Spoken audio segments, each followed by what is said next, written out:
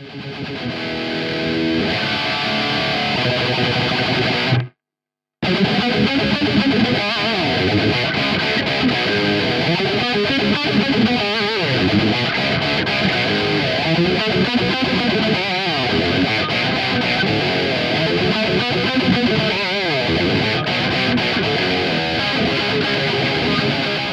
welcome back to the show. The last episode I did a tutorial on parametric EQs, and one of the tones that I dialed in the effects loop was a Dimebag style tone, and it really just got me hyped on Dime as it was really close. It was a totally different method the way that I dialed it in, with the EQ in the effects loop over the EQ in the front end and the MXR 6-band, everything that Dimebag did to get his tone in the day. But I was just really curious to see how that setup would sound through the Orange Super Crush 100, and this is that solid state head that's got very much like a valve sort of feel about it. It's all solid state though. It's a really cool amp. I don't give it enough love in the room as I've got such cool amps to use, but I just wanted to try this one as it's got that really sort of looser low end. It's got more of that rumble. It's more similar to the RGs. And anyway, I've just plugged it all in. I've got the EQ from Hell, the Master Effects EQ from Hell going through the effects loop, as well as the Fort and Zool in the effects loop. But in the front end, I'm using the Boss Super Overdrive. And these are just really well known for that really crude sort of overdrive in the front end. It tightens everything up and does everything that like the Tube Screamer does, but due to that asymmetric clipping, it just sort of maintains like a gravelly sort of tone, and it's fantastic for a lot of thrash rhythms like Jeff Waters' Annihilator and Gary Holt from Exodus. It just sort of adds to that sort of tone. So I thought that combination with the Orange Super Crush should get us pretty close, but I'm actually really stoked the way it's turned out.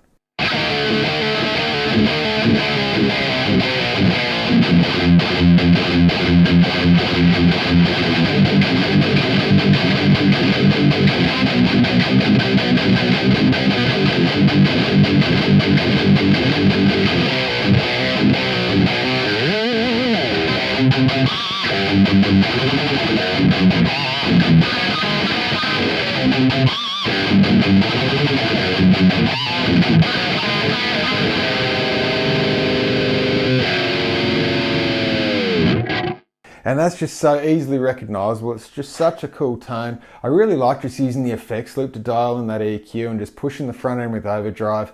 It just seems to make the amp, you're not really fighting the amp, you're not pushing that front end just in a way like Dimebag did. That whole rig was extremely loud. It was really noisy. It was just sort of, it just sat there buzzing. It was just a really difficult rig just to try and keep things under control and just keep the tone exactly the way that you want. But going through the effects loop, it's just an alternate way just to get a similar style tone.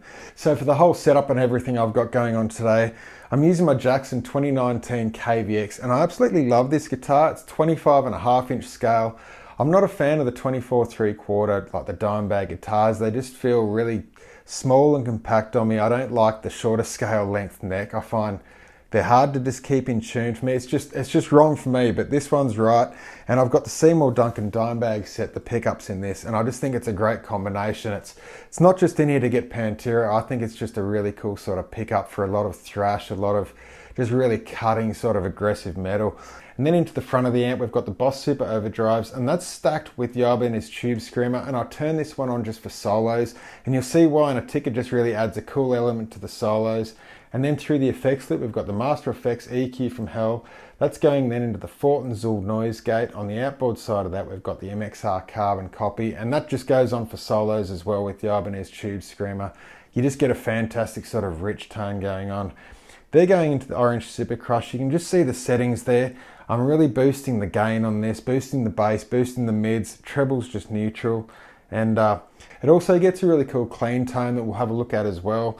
And that's all outputted through the 2-Notes Torpedo Captor X, where we're just simulating the Marshall 412 with the V30s inside and a single SM7 pushed up to the front of it. You can just see the settings there.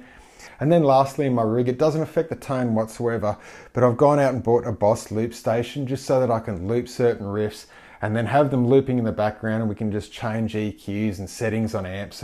But I just think it'll make the show a little bit more interesting when I'm dialing in tones, and we can do things more on the fly and not just sort of sit there chugging with one hand.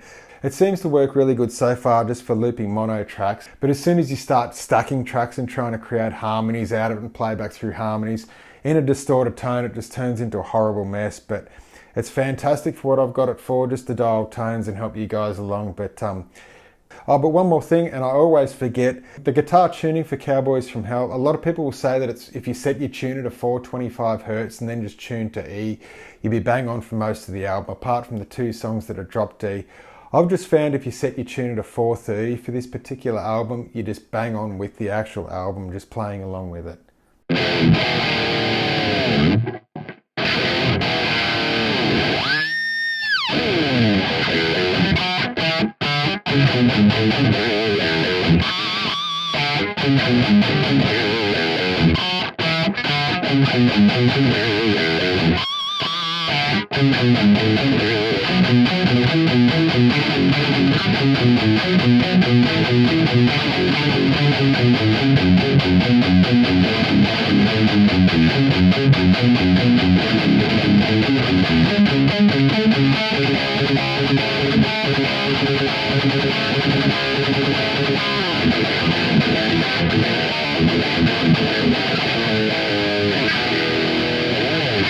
It's just so cool when you dial in the tone and you just pretty much bang on with the record, but there's just so many other albums that I enjoy playing. But when it comes to Dimebag riffs and Pantera, you've got to be on point with your right hand, but you've just got to stay loose with that left hand and big vibratos and add so much attitude to the tone. It's just one of those things that's just so cool, and I've been loving playing all the riffs this week.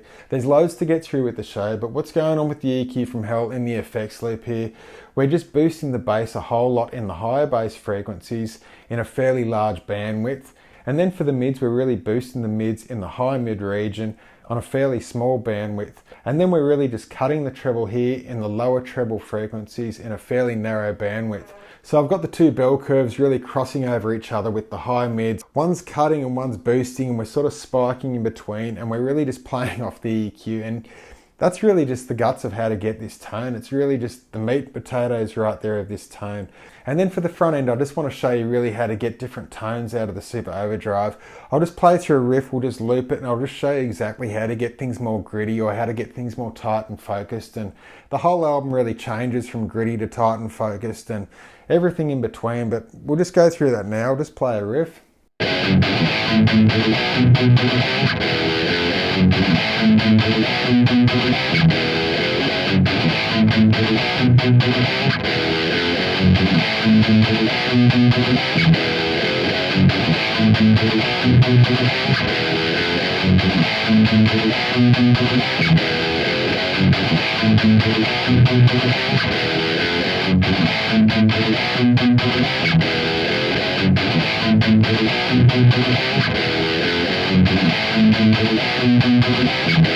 And that's really cool. I should have bought one of these years ago. It's much better than just like chugging on an E string while, tinkering with dials. But I just wanted you guys to see when you bring the level right down, you turn the drive right up, and you play around that 12 o'clock sort of region, the pedal just adds like a totally different sort of gritty tone to the front. And it's just a different way of using it. I prefer it when the level's right up and the drive's right down, and sometimes you just sort of push the drive just a little bit to crack it open a bit more and just add a bit more of aggression. But pretty much like I've got it here, but we are pushing the front end of the Super Crush 100 pretty hard without the overdrive at all. This is how heavy it is.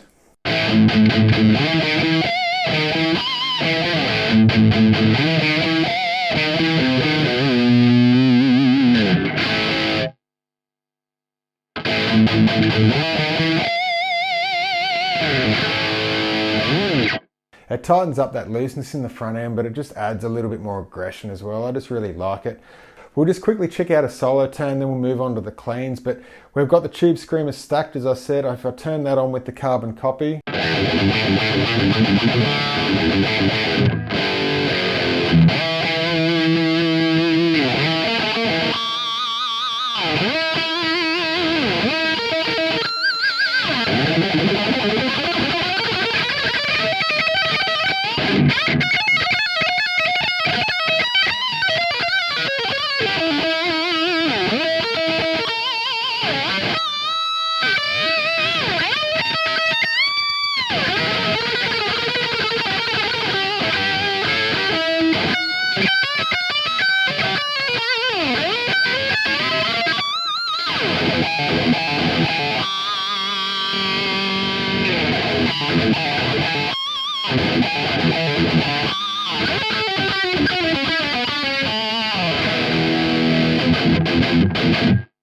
And that's a cool solo tone. There's loads of gain right there on tap, and like harmonics are just wanting to pop out everywhere, but it just seems to sort of go with it, and I think it'll work great in a live sense. But let's just hear the clean channel now and just see how it'd work in like a live sense if you'd get away with it. But turning off the Boss SD-1, flicking it to clean, turn on some delay and just add some reverb. I've gone to about halfway on the reverb here.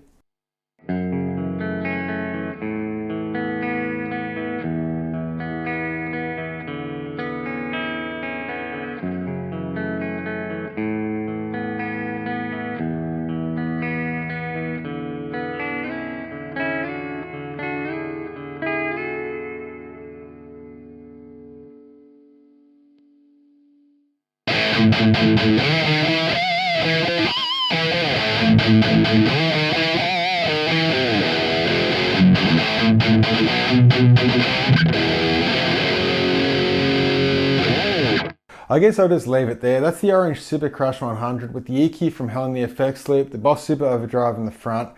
But all honesty, this is one of the closest dime tones I've ever had, and I'm just really enjoying it. But I'm just going to carry on and riff out. But until next time, guys, take care. Bye-bye.